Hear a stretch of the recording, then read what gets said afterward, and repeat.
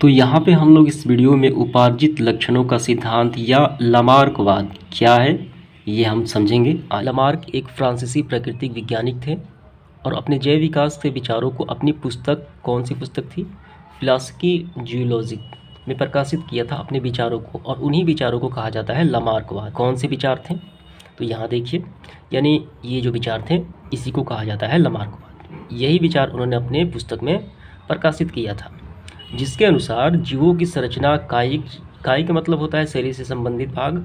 जीवों की संरचना कायिक, उनके व्यवहार पर वातावरण के परिवर्तन का सीधा प्रभाव पड़ता है। इसका मतलब ये हुआ कि जीवों की जो संरचना होती है, जो कायिक संरचना होती है, उनके व्यवहार होते हैं, वो वातावरण के परिवर्तन का सीधा उन पर प्रभाव पड़ता है। तो यहाँ पे है परिवर्तित वातावरण के कारण, यानी जीवों के अंगों का उपयोग ज़्यादा या कम होता है।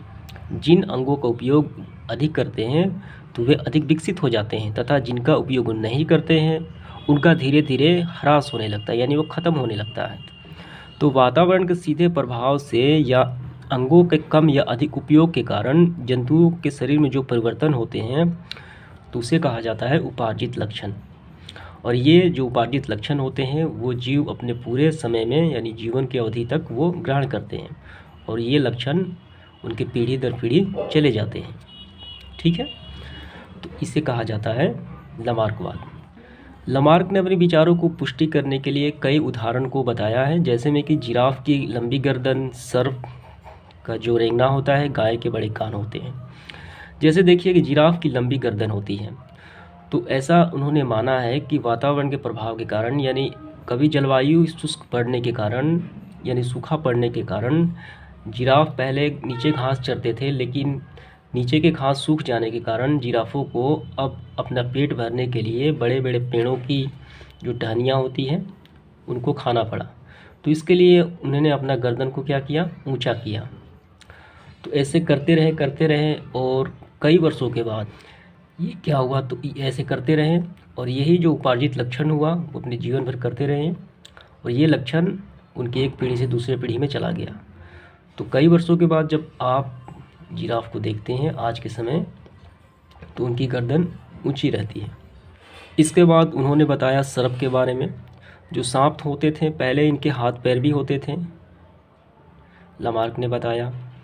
तो झाड़ियों में रेंगते समय और बिल में प्रवेश करते समय ये हाथ पैर उनके बाधा उत्पन्न करते थे, इसलिए उन्होंने इनका प्रयोग करना काफ़ी कम कर दिया, यानी इन अंगों का उपयोग काफ़ी कम कर दिया जो इनके उपार्जित लक्षण हो गए, और यही लक्षण उनके आने वाली पीढ़ी में ट्रांसफ़र हो गए, यानी चले गए। तो आज के समय में जो सांप होते हैं उनके हाथ पैर नहीं हैं।